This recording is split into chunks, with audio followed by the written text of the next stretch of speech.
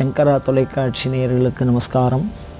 இன்றைய தினம் நாம் சிந்திக்க இருக்கின்ற பாடல் பதிகத்தில் கலையாத கல்வியும் என துவங்கும் பாடல். இந்த பாடலில் வியாக்கியானமே சொல்லணும்னு அவசியமே இல்லை. காரணம் என்னென்னா, ஒரு சொல்லை பயன்படுத்துகிறோன்னு வச்சுங்களேன், சொன்ன உடனே இது புரிஞ்சதுன்னா அது பேர் பிராசாதம்னு பேர். பிராசாதம்னா உடனே இது புரியணும். கலையாத கல்வி உடனே எல்லாருக்கும் புரியுறதே. அந்த மாதிரி சொல்லக்கூடிய சிறப்பு அபிராமி பட்டருடைய தனித்தன்மை. ஆனால் அதுக்குள்ள செறிவான கருத்துக்கள் அடங்கினதாக சொல்லியிருப்பார். கலையாத கல்வியினர் கல்வியை கேட்குறார், படிக்கணும் அப்படின்னு கேட்குறார்.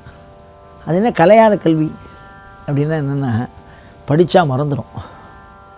ஒரு தடவை படித்தா வாழ்க்கையில் மறக்கவே கூடாது. விசேஷதா தியாயத்தே இது வித்யா. எப்பொழுதும் நெஞ்சில் நீங்காமல் நிற்பதற்கு பேர் வித்யான்னு பேர் வடமொழியில். அதுமாதிரி மனதை படித்த அந்த அறிவு ஒரு தடவை படிச்சுட்டோம் அப்படின்னு சொன்னால் மனசில் அப்படியே நிற்கணும். என்ன மாதிரி அழகாக கேட்குறாரு பாருங்க. கலையாத கல்வியும் குறையாத வயதும். அதாவது வேதம் ஆசீர்வாதம் பண்ணும் அப்படின்னு சொன்னால், சதமானம் பவதி சத ஆயு புருஷ சத இந்திரியே ஆயுஷேவேந்திரியே பிரதிதிஷ்டத்தினா, முதல்ல 100 வயசு வாழ். முதல்ல எடுத்தோன்னே அதான் ஆசீர்வாதம் பண்ணும். ஏன் அப்படின்னா, எவ்வளவு ஒரு விஷயமா இருந்தாலும் சரி, தீர்க்கமாக ஆயுசு இருந்தால் 100 வயசு சொல்லியிருக்கு. இந்த 100 வயசும் வாழணும்னு கேட்குறாரு அப்படின்னா பட்டுரு. காரணம் என்ன அப்படின்னா, எவ்வளோ தவறு பண்ணாலும் அது திருந்தியோ அறத்தை பின்பற்றியோ இல்லை இறைவன் அருளை அடைவதற்கோ காலம் மிகவும் அவசியம். அதனால் நமக்கு அவர் பட்டியலிட்டு தருகிறார். இப்படியெல்லாம் பெற்றுக்கொள்ள வேண்டும். அம்பாளே இதை சொல்லி கொடுத்துருக்கலாம். அவ்வளோ அழகாக சொல்லியிருக்கார். குறையாத வயதும் அப்படின்னா நிறைய வருஷம் வாழணும். அந்த அனுபவம் அதுதான் தரும். அதுக்கு அடுத்தது என்ன கேட்குறாரு பாருங்க. ஓர் கபடு வாராத நட்பும். உள்ளொன்று வைத்து புறமொன்று பேசுவார்தம் உறவு கலவாமை வேண்டும். நேருக்கு பிரமாதமாக பேசுவா, பின்னாடி வந்தோன்னே வேறு மாதிரி வார்த்தைகளால் பயன்படுத்துவா. அந்த மாதிரி இருக்கக்கூடிய ஒரு தன்மைக்கு கபடுன்னு சொல்கிறார். அந்த மாதிரி இருக்கக்கூடிய நட்பு எனக்கு வேண்டாம். கடவுளுக்கே ஒரு அதிகாரம் கொடுத்த வள்ளுவர், நட்பு ஆராய்தல் தீ நட்பு கூடா நட்பு அப்படின்லாம் தலைப்பு எழுதி பாடியிருக்கார். ஏன்னா ஒரு மனிதனுடைய நட்பு அவருடைய உயர்ச்சிக்கு முக்கியமான ஒரு காரணம். அதனால் மிகவும் அற்புதமாக சொல்கிறார். வயது குறையாத வயது ஓர் கபடு வாராத நட்பும். அந்த மாதிரி நட்பு கேட்குறார்.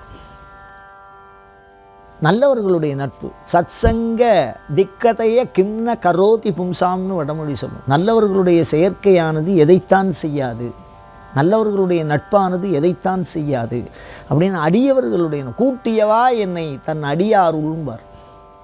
அபிராமி பட்டர் தோடு வானத்துக்கு போயிடுது, எப்பாடா தப்பிச்சோம், தலை பொழைச்சதுன்னு நினைக்கல.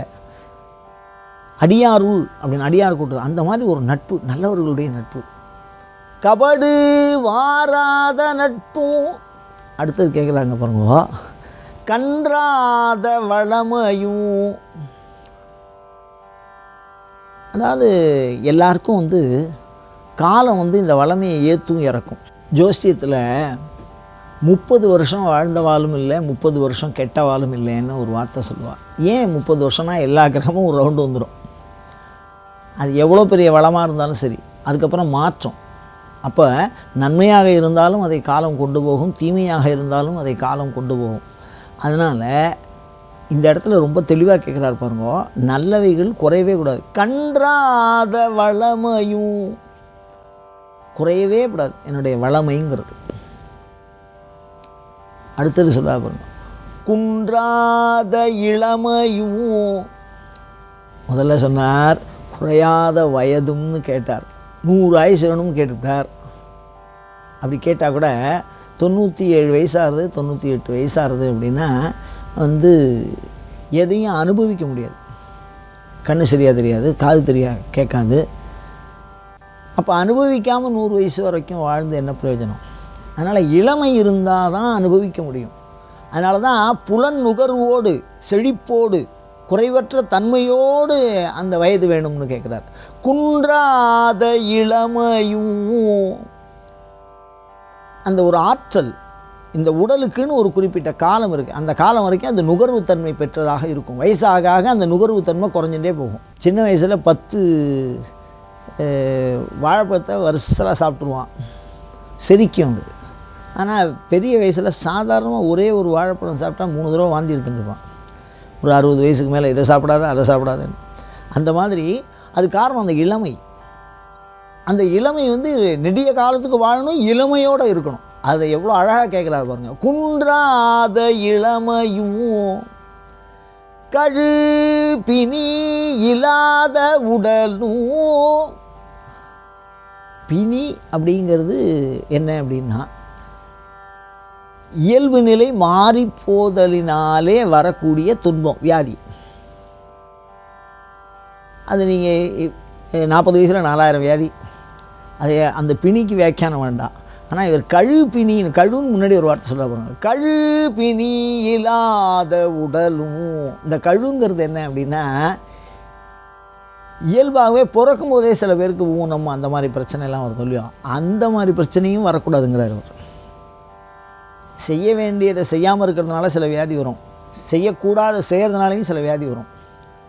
இயல்பாகவே எந்த காரணமும் இல்லாமல் பிறக்கும் போதே சில பேர் கண்ணு தெரியாது, காது தெரியாது, சில விஷயங்கள் வருமோ இல்லையோ, அந்த மாதிரி தன்மையினால் கூட எந்த விதமான வியாதியும் வரக்கூடாது. இயல்பு நிலை மாறுகின்ற தன்மையினால் வர்றது பிணி, பிறப்புனால் ஒட்டின்னு வந்துடுறது கழு. இந்த கழு பிணி இல்லாத உடலும் சலியாத மனமும். மனம் இருக்கே சதா சர்வ காலமும் சஞ்சாரம் பண்ணும். அதே மாதிரி மனம் நித்தியம், அழியாது, அடுத்த பிறவிக்கும் வரும். சைவத்தில் மனம் நித்தியம், அதுக்கு அழிவே கிடையாது. ஆன்மாவுக்கும் அழிவு கிடையாது, மனசுக்கும் அழிவு கிடையாது. அடுத்த பிறவிக்கு வரும், குணமாக வரும். அதில் தான் பாவ புண்ணியம்லாம் ஒட்டின்னு வரும். அப்போ அந்த சலியாத மனம்னா என்ன அப்படின்னா, எந்த ஒரு இன்பமாக இருந்தாலும் சரி, இன்பத்தை அதிகமாக அனுபவிச்சிட்டோன்னு வச்சுங்களேன், அதுக்கப்புறம் என்ன ஆகிடும், ஒரு சாதாரணம் வச்சுக்கிறோம், சின்ன விஷயம். ஒருத்தருக்கு பால் சாதம் ரொம்ப பிடிக்கும் அப்படின்னு வச்சுங்களேன், தொடர்ந்தே 10 நாள் 20 நாள் சாப்பிட்டா அதுவே சலிச்சிடும். அந்த மாதிரி சலிக்கக்கூடிய தன்மை வரக்கூடாதுங்கிறார். சலியாத மனமும், துன்பமாக இருந்தாலும் சரி இன்பமாக இருந்தாலும் சரி, அந்த சலியாத மனம் எப்பொழுது வரும் அப்படின்னா, உமையம்மையை பார்த்துட்டா அந்த சலியாத மனம் வரும். அவ்வளோ சீக்கிரம் அது வராது.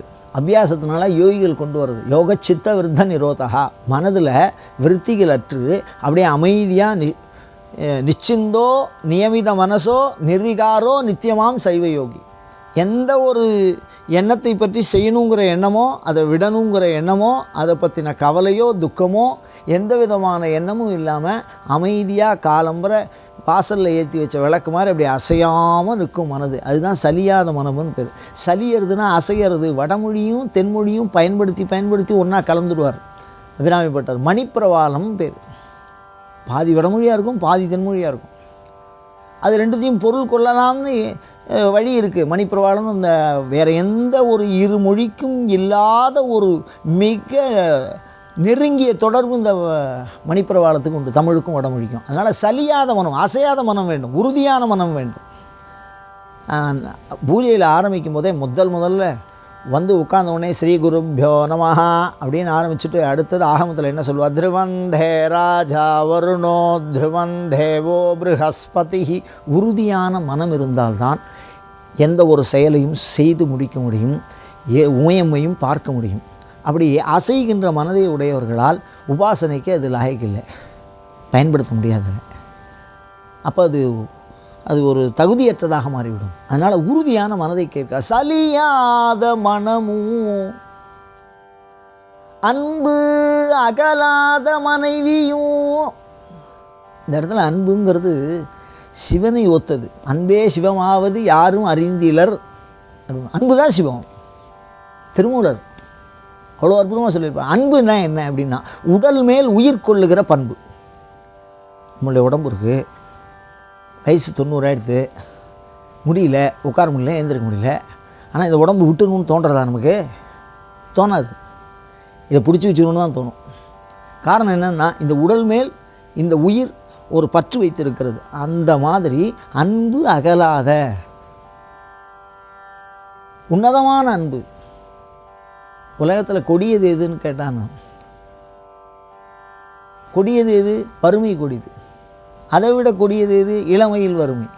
அதை விட கொடியது எது? ஆற்றோனா கொடுநோய். அதை விட கொடியது என்ன அப்படின்னு கேட்டுட்டே போகிறான். கடைசியில்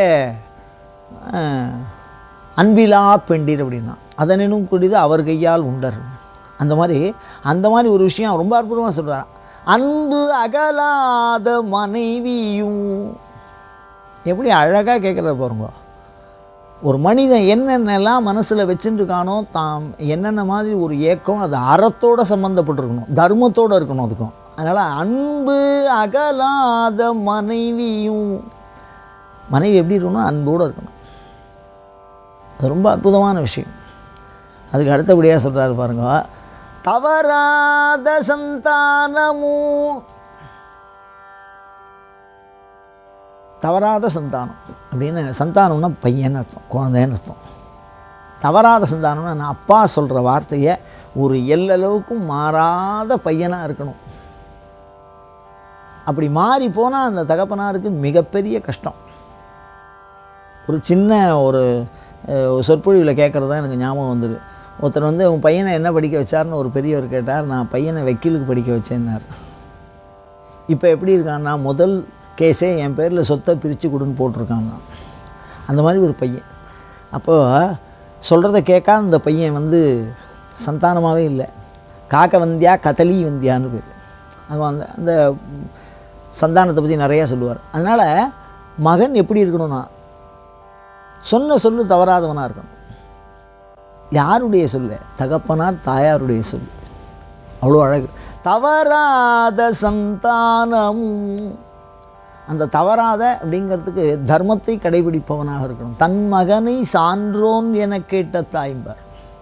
அதனால் தவறாத சந்தானமும் தாழாத கீர்த்தியும். ஒரு நேரம் புகழ் கொடிகட்டி பறக்கும், எல்லாம் சர்வக்ஷேமமும் இருப்பாள், அவளை பற்றியே எல்லோரும் பேசிகிட்டு இருப்பாள். ஒரு நேரம் அவர் எங்கே இருக்காருன்னே தெரியாது, அவளுடைய காலம். அதனால தான் புகழ் இருந்து ஒரு நேரம் மறைஞ்சி போனால் அது ஒரு பெரிய தொந்தரவாயிடும் போல இருக்கே. அதனால் அபிராமி பட்டர் என்ன கேட்குறாருன்னா, தாழாத கீர்த்தி, என்னுடைய புகழ் கொஞ்சம் கூட குறையக்கூடாது. அதே மாதிரி தாழாத கீர்த்தி இன்னொரு பொருள் என்னென்னா, கெட்ட விஷயத்தில் புகழ் வரக்கூடாது, நல்ல விஷயத்தில் புகழ் வரணும். விருப்பத்தினால் புகழ் வர வேண்டும், உண்மையினால் புகழ் வர வேண்டும், நன்மையினால் புகழ் வர வேண்டும். அதனால் தாழாத கீர்த்தியும் மாறாத வார்த்தையும். முன்னாடி ஒன்று பேசுறது பின்னாடி ஒன்று பேசுறதுன்னு இல்லாமல் சத்தியமாக இருக்கக்கூடிய மாறாத வார்த்தை. காரணம் என்ன அப்படின்னா, அவள்லாம் அபிராமி பட்டர் அபிராமிகிட்ட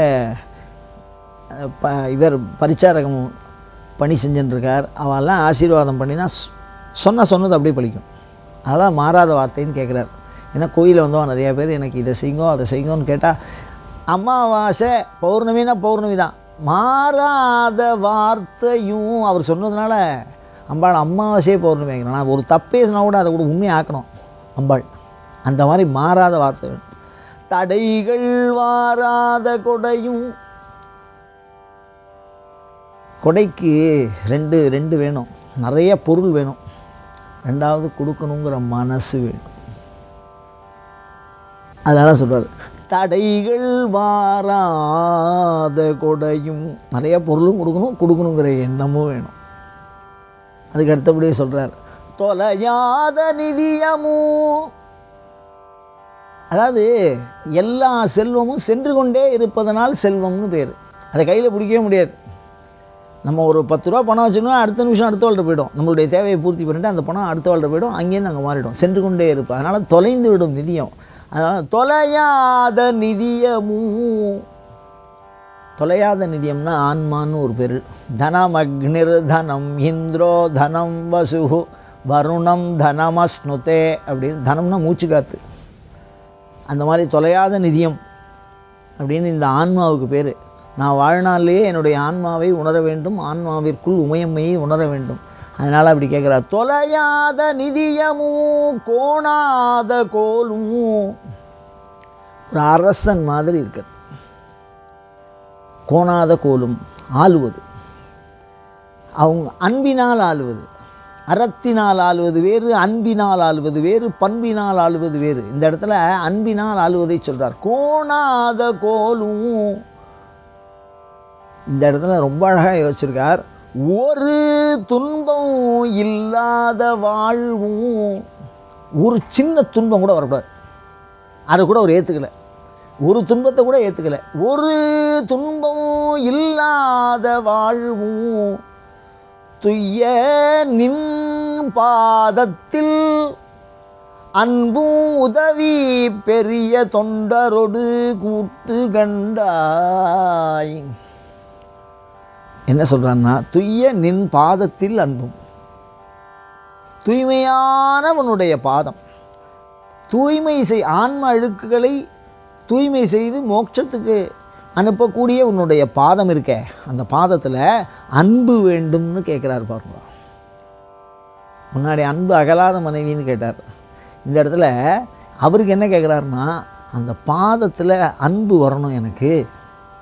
துய்ய நின் பாதத்தில் அன்பும். அந்த அன்பை வரமாக கேட்குறார் பாருங்க. ஐயா, நான் வேண்டுதல் கேட்டு அருள் புரிதல் வேண்டும் அப்பான்னு சொல்கிறது. அந்த மாதிரி எதுக்கு சொல்கிறேன், அந்த இறைவனை வழிபட வேண்டும். உன்னுடைய பாதத்து மேலே எப்போ பார்த்தாலும் நான் ஒரு அன்பு வச்சுருக்கணும் அப்படின்னு கேட்குறாரு. உதவி பெரிய தொண்டரொடு கூட்டு கந்தாய். பெரிய தொண்டரோடு கூட்டு கண்டாயினார். சிவபெருமான சிவன்னு சொல்கிறார், ஆத்துக்காராக சொல்லுவார், பல வகையில் சொல்லுவார். ஆனால் இந்த இடத்துல எப்படி சொல்கிறார் பாருங்கள். உதவி பெரிய தொண்டரோடு கூட்டு கண்டாய். அடியார்களுக்கெல்லாம் அடியார் சிவபெருமான். அதனால் பெரிய தொண்டரோடு கூட்டு கண்டாய். அலை ஆழி, அலைகள் வீசுகிற ஆழி. அரி துயிலும், அரி மகாவிஷ்ணு, துயிலும் படுத்துன்னு இருக்கான். மாயன், மாயங்களை செய்கிறவன், அவனுடைய தங்கை. அலை ஆழி அரி துயிலும் மாயனது தங்கையே ஆதி கடவுரின் வாழ்வே. அந்த ஊருக்கு வாக்கப்பட்டு வந்தவளாம் அம்பாள். இவ்வளோ அழகாக சொல்கிறார். ஒரு பெண்ணுக்கு சிறப்பு. ஆதி கடவுரின் வாழ்வே. இன்னாருக்கு தங்கச்சி, இன்னாருக்கு ஆத்துக்கார், இன்னாருக்கு மாட்டு பொண்ணு. ஆதி கடவுரின் வாழ்வே. அமுதீசர் ஒரு பாகம் அகலாத சுகபாணி. அந்த அமிர்தகடேஸ்வருடைய ஒரு பாகத்திலே நீங்காமல் என்றும் நிறைந்திருக்கக்கூடிய சுகபாணி அருள்வாமி. அருள்வாமின்னா அருள், வாமின்னா அழகுன்னு அர்த்தம். அபிராமியே. இப்படி ஒரு மனிதனுக்கு வாழ்நாளிலே தான் வாழ்வதற்கு அனைத்தையும் வரிசையாக கேட்டு அறத்தின் வழியிலே நாம் வாழ்வதற்கு உமையம்மையிடத்து பிரார்த்திக்கிறார் அபிராமி பட்டர். மீண்டும் இந்த பாடலை ஒரு முறை பார்ப்போமா? கலையாத கல்வியும் குறையாத வயதுமோர் கபடு வாராத நட்பும் கன்றாத வளமையும் குன்றாத இளமையும் கழுபினி இல்லாத உடலும் சலியாத மனமும் அன்பு அகலாத மனைவியும் தவறாத சந்தானமும் தாழாத கீர்த்தியும் மாறாத வார்த்தையும் தடைகள் வாராத கொடையும் தொலையாத நிதியமும் கோணாத கோலும் ஒரு துன்பமில்லாத வாழ்வும் தொய்யனின் பாதத்தில் அன்பும் உதவி பெரிய தொண்டரொடு கூட்டு கண்டாய் அலையாழி அரிதுயிலும் ஆயனது தங்கையே ஆதிகட ஊரின் வாழ்வே அமுதீசர் ஒரு பாகம் அகழாத சுபநேமி அருள்வாமி அபிராமியே. அயம் தர்மஹா உத்தரோத்தராபிவிருத்திரஸ்து.